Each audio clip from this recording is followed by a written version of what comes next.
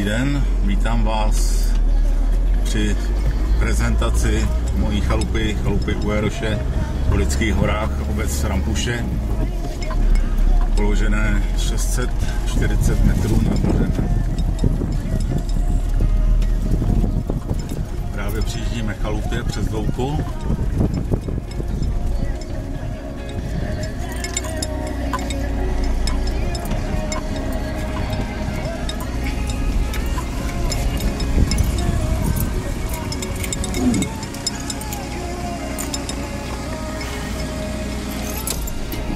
Tak a jsme před chalupou u Jaroše. Nyní mi dovolte, abych vás pozval na prohlídku chalupy a její okolí, které je k vaší rekreaci připravené.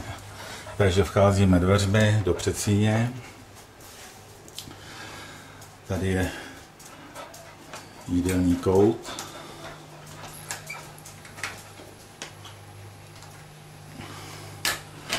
Privát majitele.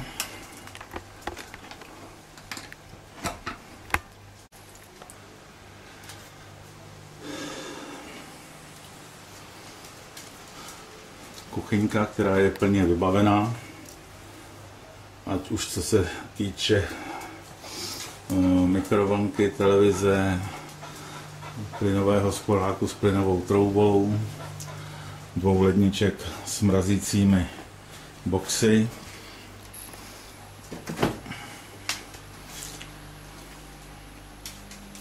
které dostatečně stačí na letní rekreaci, na pobyt.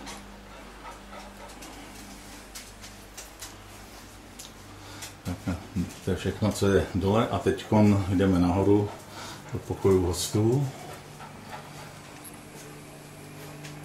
Jeden pohled nahoru. Tady poličky na odkládání věcí.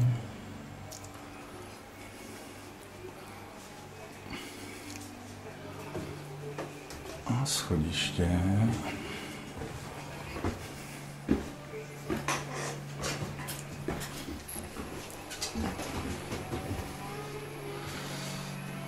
Teď jdeme do východního pokoje.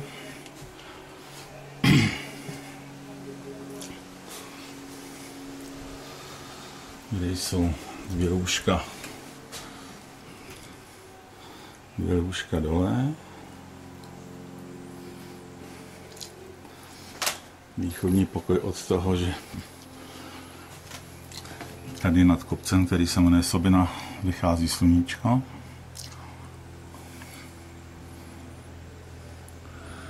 Jedna moucha.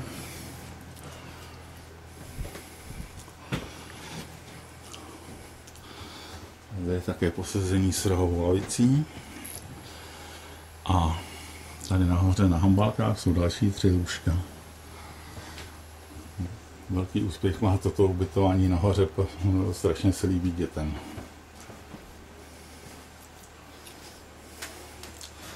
Mé zvíře. Tady koupelna, která obsahuje WC, samozřejmě umyvadlo, sprchový kout.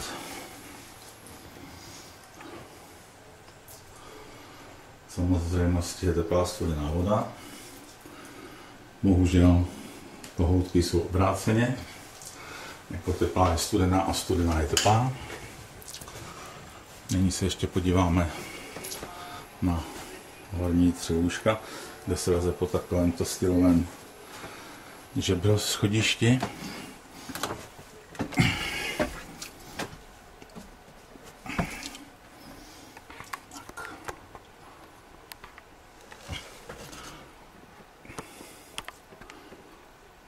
Tady se může vejít i víc než 3 lidi pouze.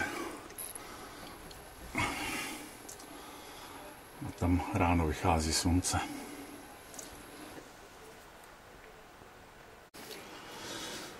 Tak a nyní přecházíme do západního pokoje. Opět pohled na schodiště.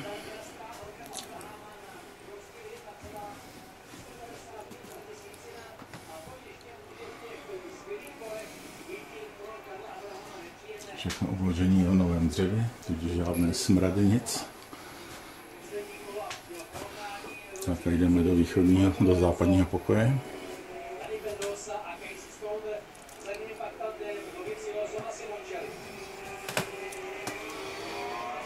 A zde je 5 lůžek v jedné úrovni.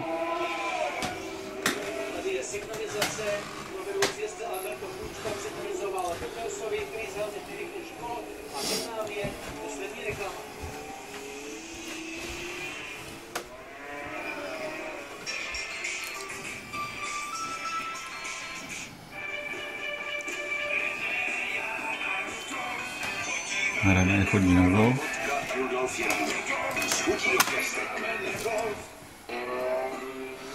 A tady je koupelna vybavená samozřejmě stejně toaletou,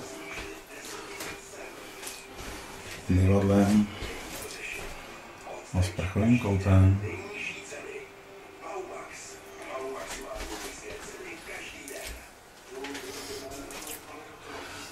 Tady se představuji já, který vás tady rád unikám. Nyní pohled na jeden z bazénů ze štítové okna západního pokoje a tam zapadá slunce.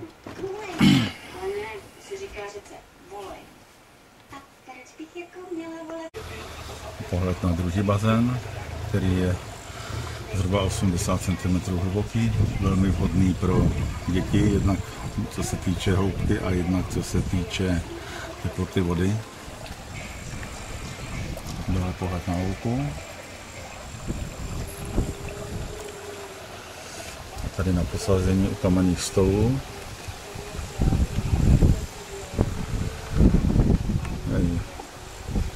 Kde se sedí na špalcích. A v sousedství, v posledním sousedství je krb. Prostor před chalupou je dlážděn kameny přírodním materiálem.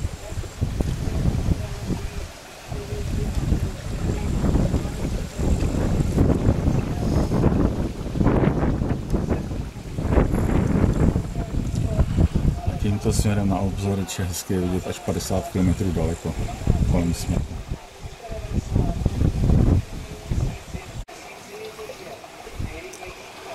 A opět pohled na sobinu.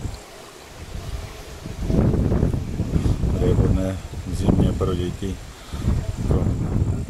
akorát prostě terén na lyžování a různé zimní sporty pro děti. Tak a nyní opět scházíme po schodech do přízemí a půjdeme se podívat na zahradu.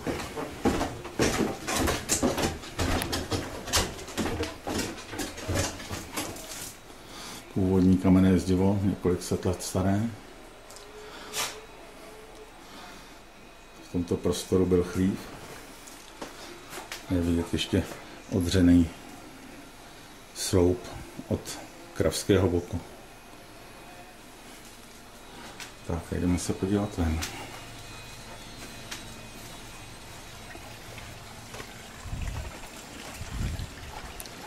Tady je studna,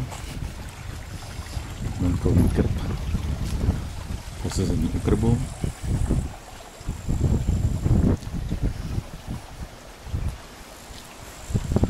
Smrček vhodný pro vánoční dárky. Za tímto účelem zde vysazený.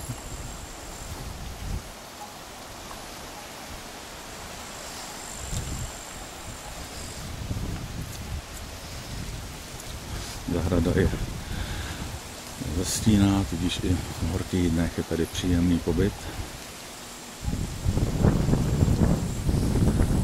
Diskoviště pro děti.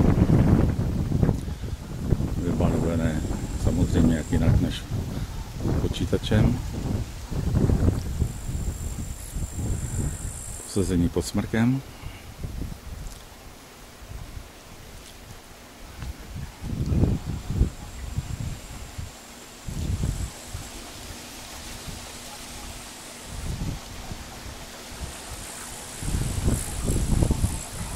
Posazení před krbem.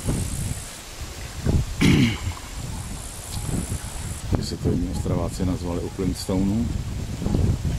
což se mi zalíbilo, takže to používám. Posazení Flintstone na dřevěných špalcích u kamenných stolů, ovšem zastíněné moderním slunečníkem. Tam je malý grill, který je připraven na grilování menších porcí.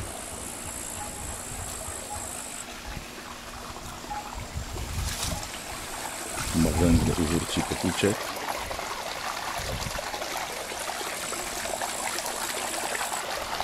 Voda je čistá, pitná, teplá, upravovaná, filtrovaná po obou bazénech.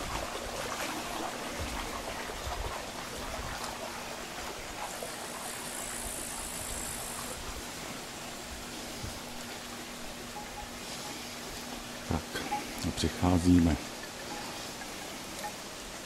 někde před choupou na dlážděná terasa. Zívy připravené na zimu.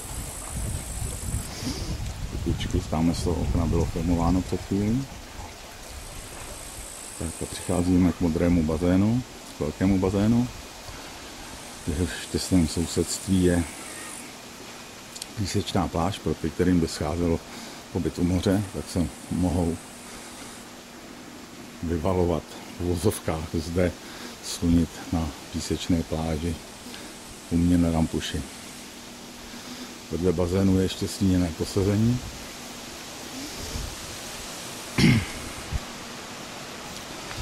Kde je možno samozřejmě posedět i v případě dešťů, protože je to kryté plastou společně s bazénem.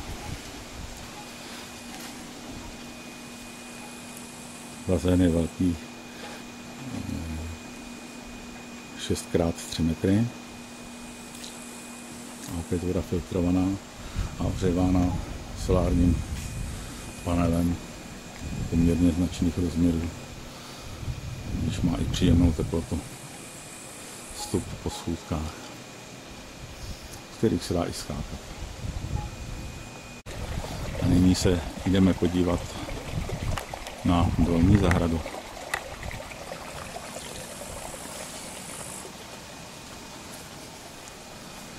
Tady je solární ohřev, to je velký bazén. Zde je další houpačka, posazeníčko ve stínu.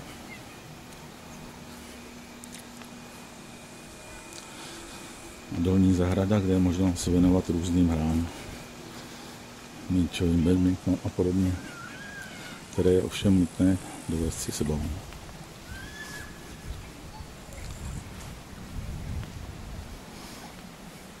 Celý pozemek je oplocený, tudíž není kam by utekli psi a děti.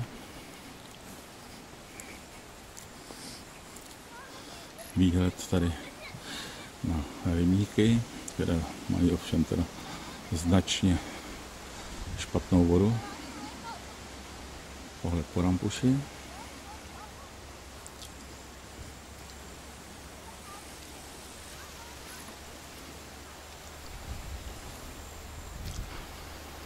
A jdeme opět na horní zahradu, krásně tu teď voní posečená tráva.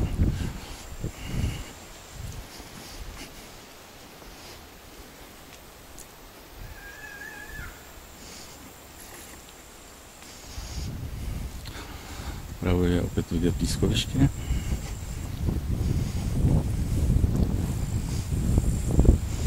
Stinná zahrada, obsahující 2 bazény.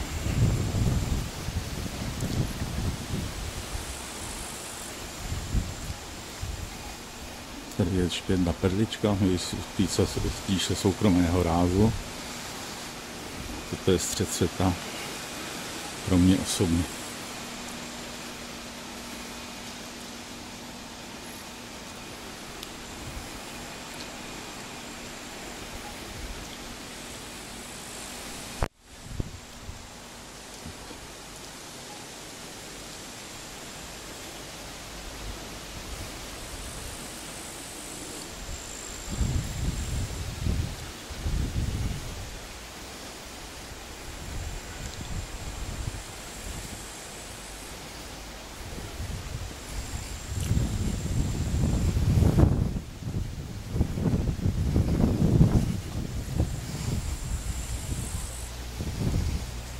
krb s připraveným dřevem.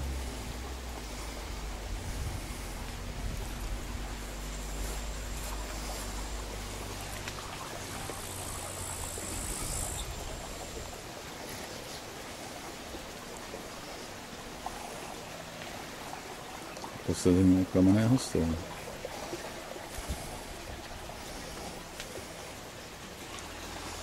Na dřevěných špácích, na kterých se ku podivu pěkně sedí.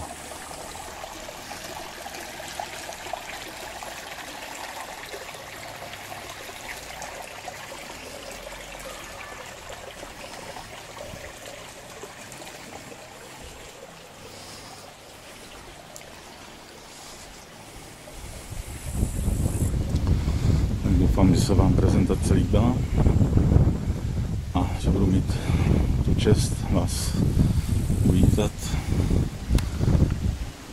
na chalupě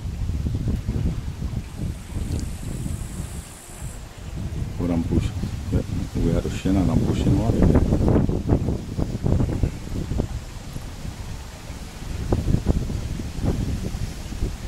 Děkuji, nashledanou. Budu se těšit na naši návštěvu. Tak pokračuju po představování krás a okolí chalupy u Jaroše.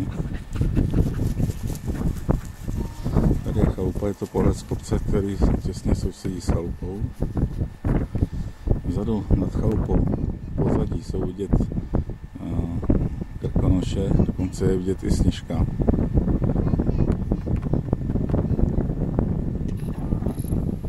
Tam by měla být Sněžka.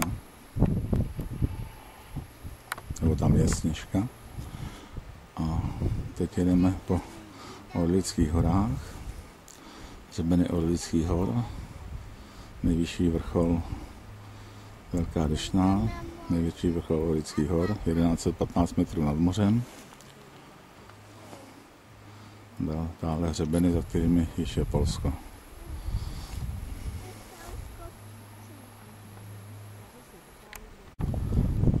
A ještě pohled na druhou stranu. Tady je vidět do údolí desítky kilometrů daleko. Českomoravská vrchovina v pozadí. Tady tento kopec Sobina, jmenuje se Sobina a je 664 metrů nad mořem. To znamená, že moje chalupa je 624 metrů nad mořem, 20 metrů níže. A nyní se ještě podíváme po vesničce Rampuše, která začíná v těchto místech autobusovou zastávkou a je roztroušena po údolí.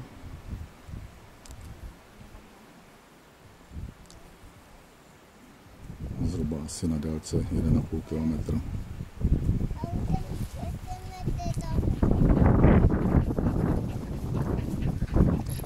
Bývalá škola. A tam dozadu vidí údolí s vesničkou Rampuše.